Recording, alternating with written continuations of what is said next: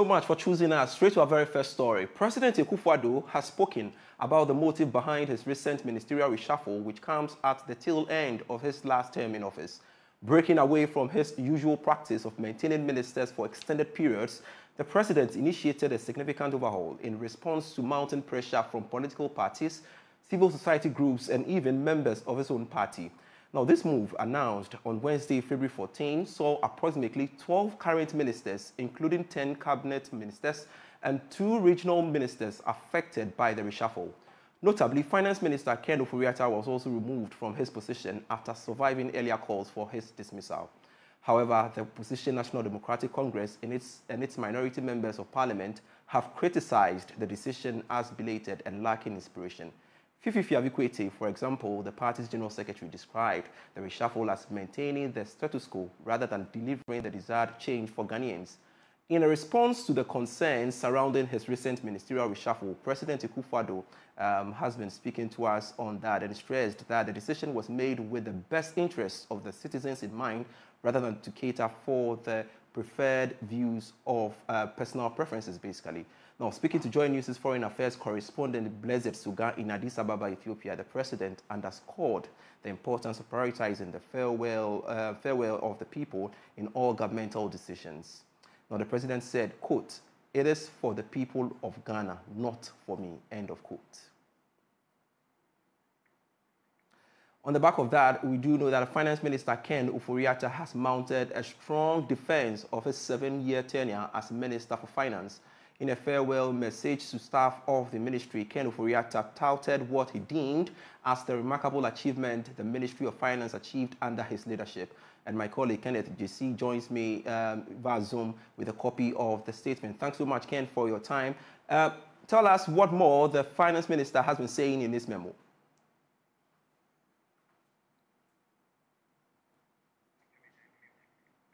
Unmute for me, Kenneth.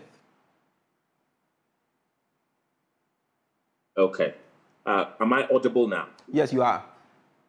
Yes. So, as has become characteristic of the finance minister, he began with a quote from the Bible, quoting Ecclesiastes 3 verses 1, which says, "To everything there's a season and a time to every purpose under the heaven." And he thanked all the staff that he worked with during his tenure as Minister of Finance at the Finance Ministry. But he defended all the budgets he presented, especially the budgets he presented during and after COVID-19, which he says focused on protecting lives, preserving livelihoods, and recovering from the impact of the COVID-19, that truly once-in-a-lifetime apocalyptic pandemic, as well as geopolitical upheavals. And he said that indeed, amidst these polycrises, the Ministry of Finance stood strong as the midwives of the Republic of Ghana, helped to ease the pain of fellow Ghanaians. He went on to say that through prudent financial management and strategic allocation of resources, they pursued innovative initiatives aimed at boosting economic growth, promoting social welfare, and expanding infrastructural development. As a result of these efforts, the country has experienced remarkable progress. He went on to, wish his the person taking over from him, Mohammed Amin Adam, well. He said that he wishes him all the best, and he wants him to continue the strong foundation, according to him, that he has laid since he became finance minister some 7 years and 19 days till he was made to step aside by President Akufo-Addo. Very well. Thank you very much, Kenneth JC, helping us understand what Ken Ofori-Atta has been saying basically in relation to his tenure at the Finance Ministry. Let's stay a while longer within the party, because the Deputy General Secretary of the governing New Patriotic Party, Haruna Mohammed, has urged ministers and deputy ministers serving in President Akufo-Addo's administration who feel fatigued and unable to contribute effectively to step aside. Mr. Mohammed emphasized that this move would create opportunities for individuals with fresh perspectives and energies to join the government, thereby enhancing both governmental performance and the party's prospects in the upcoming December elections. Speaking on Joy News' news file, Mr. Mohammed underscored the importance of prioritizing the interests of the party and government over personal interests. We share in the views of the people of Ghana, we share in the view of the media, we share in the views of the civil society, and that is why the General Secretary of our party, my boss, just indicated that when we were having our Thanksgiving service, that His Excellency the President should take some time off, rethink about the people that work in his government to re-inject more energy that will help to propel the good fortunes of the party as well as government. And at this juncture, we are happy that His Excellency has listened to the calls of the new Patriotic Party's General Secretary. However, we are also still calling on those who think that they are very tired and cannot contribute much to the fortunes of the party and government, can also voluntarily resign so that people that will be able to access will be appointed to those particular positions. I don't think that 9 months, 8 months, or which month cannot make a positive decision. In football, we do changes even 3 minutes to time, 5 minutes to time, and such persons come in and change the dynamism of politics. And we welcome the news by His Excellency the President of the Republic of Ghana. Away from that, Communications and Digitalization Minister Ursula Akufo says Ghana.gov platform has facilitated the mobilization of revenue in excess of 200 billion cedis. Ursula Akufo argues that the figure is a manifestation of the platform's role of streaming financial transactions and ensuring accountability. Ursula Akufo denied recent assertions that the Ghana.gov website is just a rebrand of the e-service platform under the erstwhile John Mahama administration. One of the most compelling indicators of the platform's success lies in its remarkable revenue collection figures. Currently, Ghana.gov has facilitated the collection of an impressive amount of 210 billion Ghana cedis. This substantial amount, not million, no, billion. This substantial amount underscores the platform's pivotal role in streamlining financial transactions, enhancing transparency, and bolstering the nation's fiscal integrity. This milestone symbolizes the tangible impact of digital innovation on public services delivery, economic efficiency, and citizen empowerment.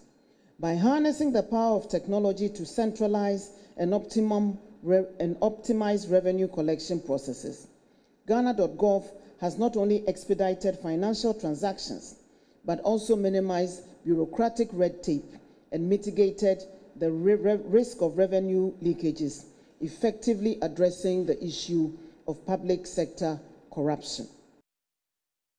Strategic Mobilization Ghana Limited, SML, the company accused of receiving a controversial 10-year contract from the Ministry of Finance, has filed a lawsuit against the Fourth Estate, the media that released the 3 billion cedis live documentary. SML claims in the lawsuit that the publication has caused irreparable damage to its reputation in the public domain. Akufo Asante of our Legal Affairs Desk reports. Strategic Mobilization Limited. This SML means claims in court a company whose taxes are due damages have had has not paid.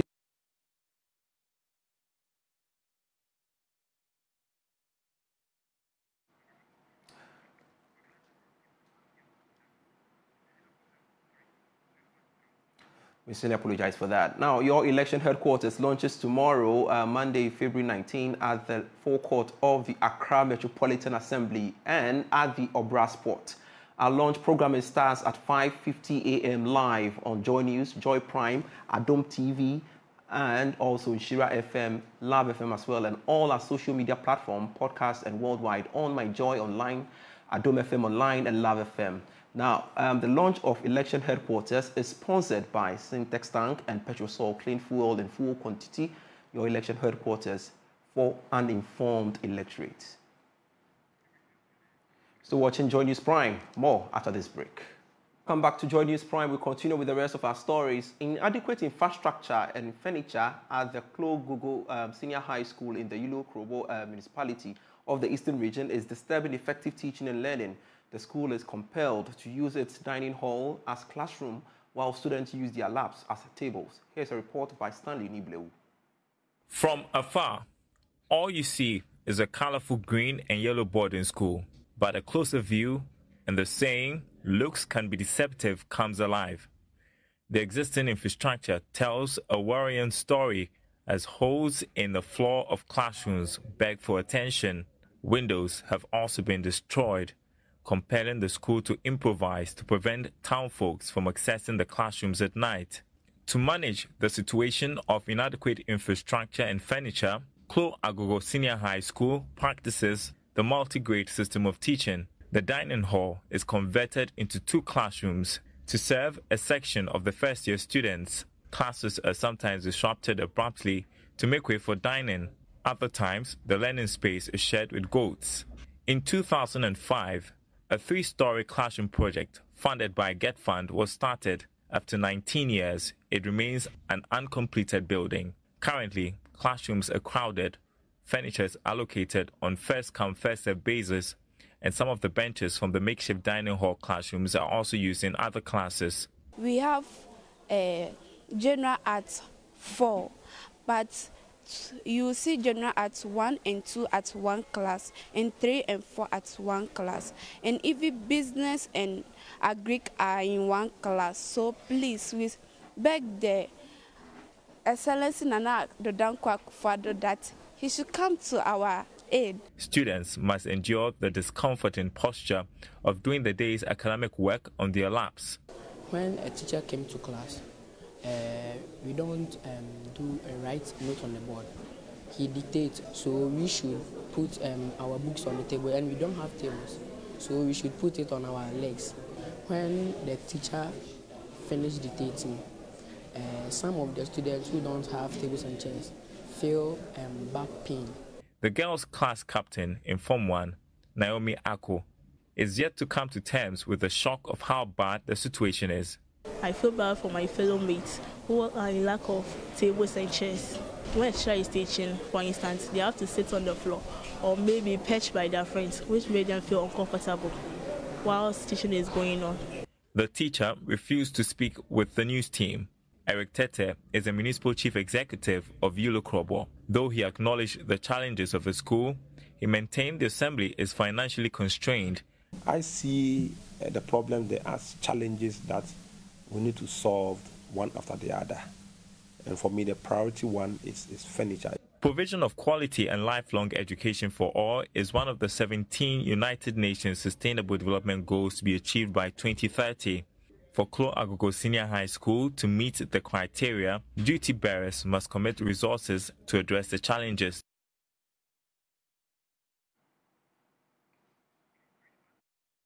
Residents of Swotum in the Greater Accra region are excited at the recent painting of a zebra crossing in the area. This, they say, will help reduce the rate of accidents, especially involving children on the stretch. More in the following report. On the main road at Swotum, a suburb in Accra, there are no traffic signals or traffic lights to help pedestrians cross the road. This, according to residents, has led to several accidents, especially involving children, because there are schools around and having to cross the road is a daily routine the pupils undertake. In a bid to curb the rate at which these accidents occur, the Norwegian embassy painted a zebra crossing at Polo Junction. The residents say the zebra crossing, since its painting, has ensured civility between drivers and pedestrians in the vicinity. For me, I think when the students close from school, crossing the road is the main problem. So I think that's the reason why they did it. You know, when they are crossing, instead of the cars to stop, they won't stop. So someone have to stop the car before. I mean, you know how the tractor drivers, they behave. Yeah. I think now that the zebra crossing is there, it's going to help the community, because at least when they stand there, the cars will know maybe they want to cross or something, so they will stop for them. The painting of the zebra crossing has really helped. This is because before the painting, crossing the road was difficult, especially for the pupils. Sometimes it took an adult to help them cross because of how dangerous it was. Although we have a zebra crossing now, it's important that the drivers acknowledge it and stop anytime they see a pedestrian. The zebra crossing has been helpful, and God bless those who painted it. Because I live here with my grandmom. Because there's no traffic lights here, so most cars do stop there for the pedestrian to cross. And then it's really helpful. Still watching Joy News Prime. From Jamestown to Labadi, Ghana's beaches and waterfronts are being overwhelmed with plastic waste. Heaps of plastic waste get washed ashore every minute with its accompanying trash. But scientists fear Ghana and other countries polluting their waters with plastic waste could be facing a more dangerous risk. Marine chemists at the water school in Florida Gulf Coast University say there is evidence waters with solid plastic could have also millions of microplastics floating unseen with the naked eye. Love FM's Erastus Donko and Kofi Asari are part of a U.S. Foreign Press Center multimedia co-op in climate change, environmental regulation, and mining in America. Well, they have been finding out more with lead researcher Dr. Papus Adikari and has filed this report. So this is Lake Como in Fort Myers, Florida. Now, liken this to the seashore in Jamestown or any part of Accra along the beach. You could see plastics, physical plastic bottles and other things washing ashore. They don't have that problem because there is clear legislation and training to stop that. But even with this clear water, as you see here, there is a hidden danger. And that's what we're going to talk about today. There is an estimated 75 to 199 million tons of plastic waste currently in our oceans, with a further 33 billion pounds of plastic entering the marine environment every single year. In Ghana, the amount of plastic washed ashore each day is overwhelming. But there is an even more pressing danger. Over time, these solid plastic pollutants disintegrate, according to experts, leaving millions of tiny microscopic fragments in the water. Here in Florida, USA, most cities deal better with solid plastic waste, but the challenge is with what cannot be seen. Any plastic particle less than 5 millimeter in size, we call them as a microplastic. So they are Dr. Puspa Adikari is an associate professor with the water school at the Florida Gulf Coast University. He has been working on water quality, organic contaminants, and microplastics. I have been working on microplastic project for a long time. So whenever I go out and grab samples for any project or microplastic related project, I grab one bottle of sample to see if there is microplastic pieces or not. To be honest, every samples that I've collected so far has at least a piece of microplastic or more. So if you are close to the wastewater treatment plants, because wastewater treatment plants are not regulated for microplastic for most of the states or most of the cities, so those areas will discharge more microplastic. If you are in the area where people use lots of cosmetics, lots of laundries, so more populated areas, the plastic pieces will be higher. So it depends where you are. Today, his students are fetching water from Lake Como to be tested. Though the water looks clean to the eye, a cursory look at the samples under a powerful microscope reveals a shocking outcome. Here we found a really clear blue fiber. This is from articles of clothing or that sort of thing. We mainly look for things less than 5 millimeters in size. This scale is currently at 500 micrometers, so this is like half of a millimeter in size. Here I have some measured.